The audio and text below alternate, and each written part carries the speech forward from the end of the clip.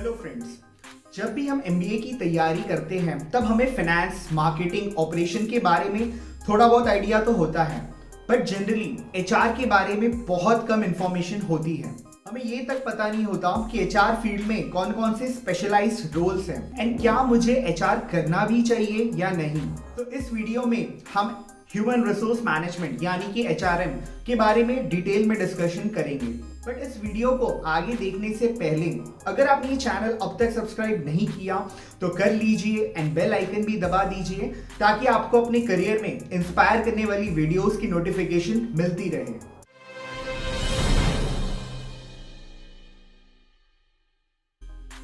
तो जैसे कि हम जानते हैं कि किसी भी काम के पीछे, चाहे वो बिजनेस आइडिया हो या मूवी स्क्रिप्ट या फिर कोई पार्टी, इन सब के पीछे ह्यूमन एफर्ट होता है। So human resource is all about managing this precious resource which is people.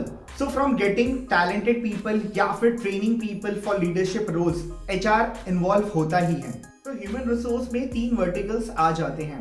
First is corporate HR, second is industrial and labor relations and third is HR consulting। तो अगर मैं पहले vertical corporate HR के बारे में बताऊं तो इसमें कंपनी से रिलेटेड वेरियस फंक्शंस आ जाते हैं like recruitment, payroll, employ benefits, administration, performance management and learning and development. अगर मैं रिक्रूटमेंट के बारे में डिटेल में बताऊं so there are many responsibilities like first is manpower planning across various disciplines, then preparing job descriptions and specification. उसके अलावा advertise करना जॉब्स के बारे में, अट्रैक्टिंग एप्लीकेंट्स एंड इन एप्लीकेंट्स को स्क्रीन करना एंड लास्टली इन एप्लीकेंट्स का इंटरव्यू, टेस्टिंग एंड इनको फाइनली सिलेक्ट करना। So HR people colleges and university भी ट्रैवल करते हैं to interview and recruit candidates. अगर मैं परफॉर्मेंस मेजरमेंट की बात करूं तो एचआर का one of the important function is to discover, retain and promote good employees with high potential ताकि कंपनी को ज्यादा से ज्यादा फायदा हो।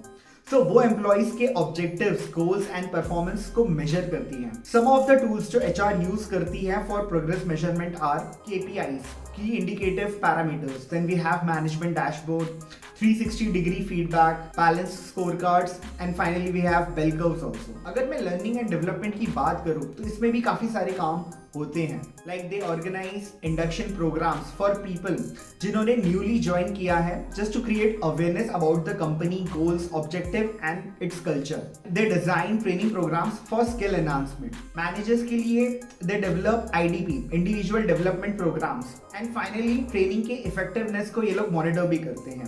Now the second vertical is industrial and labour relation, जिसमें पहले manufacturing setups and unorganised workers आ जाते थे, बट नाउ अब इसमें एम्प्लॉय रिलेशंस भी आ जाता है।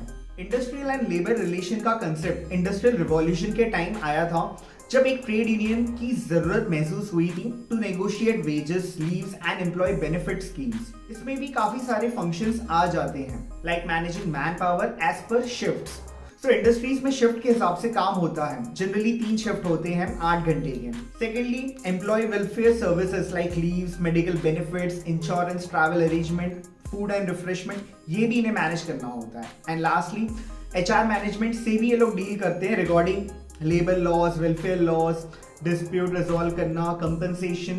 Third vertical is HR consulting. HR consulting से रिलेटेड ऑर्गेनाइजेशन काफी सारी कंपनीज एज क्लाइंट्स के साथ काम करते हैं in many areas like recruitment, executive search, organisational design and learning and development. So for example, there is one HR consultancy firm called Kelly Services, जो one of the company among many other HR consultancy company है, who recruits for Exxon Mobil.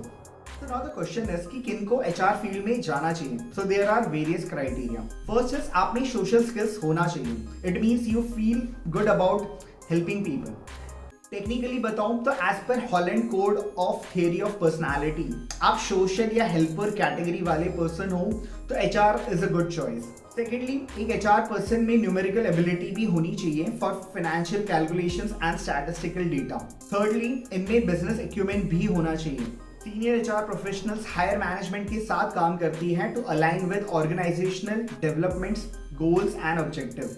If you have these qualities तो आप इस field में enter कर सकते हो। तो अगर मैं स्टडी रूट्स की बात करूं तो ग्रेजुएशन में आप psychology, sociology, industrial relations, business administration या लॉ कर सकते हो। एंड हायर एजुकेशन में आप MBA in HR, then personal management, industrial and labour relations, industrial psychology या लेबर लॉ में आप पोस्ट ग्रेजुएशन कर सकते हो। तो कंपनीज की बात करूं तो ऑलमोस्ट सारे big and medium size companies में HR होता ही है। तो this is like an evergreen branch जिसकी रिक्वायरमेंट सारी कंपनीज में होती है। स्टिल अगर मैं डिमांड एंड सप्लाई की बात करूं तो HR में एक थंब रूल चलता है कि जनरली फॉर एवरी 100 एम्प्लॉइज 2 से 2.5 फुल टाइम HR पर्सनल की जरूरत होती है। तो as India is growing, new companies आ रही हैं एंड एग्जिस्टिंग कंपनीज ग्रो हो रही है, so HR demand will always grow. बहुत पोटेंशियल है क्योंकि working population keeps on growing. तो there is a fun fact that Google में every week almost 20,000 resumes receive होते हैं ग्लोबली। तो अगर मैं सैलरी की बात करूं तो स्टार्टिंग सैलरीज 3 से 12 लाख रुपए पर एनम की होती हैं, depending upon the individual qualification and the company. Peak salaries of HR head from Indian companies ranges from 35 to 50 lakhs per annum and HR head from leading MNCs की salary 40 lakh से 1 CR तक की भी होती है। तो this is the list of leading institutes जहां से आप HR का कोर्स कर सकते हो। तो this was a short description on HR। अगर आपको ये वीडियो इंफॉर्मेटिव लगी हो तो इसको लाइक एंड शेयर जरूर करिए। अगर आपको कुछ और डाउट हो या आप कुछ मेंशन करना चाहते हो तो आप कमेंट कर सकते हो। हमारे चैनल का यही पर्पस है, to create awareness for careers. And अगर आप मेरे इस काम को सपोर्ट करते हो तो इस चैनल को सब्सक्राइब करिए ताकि ऐसी इंफॉर्मेटिव वीडियोस की नोटिफिकेशन आपको मिलती रहे। धन्यवाद।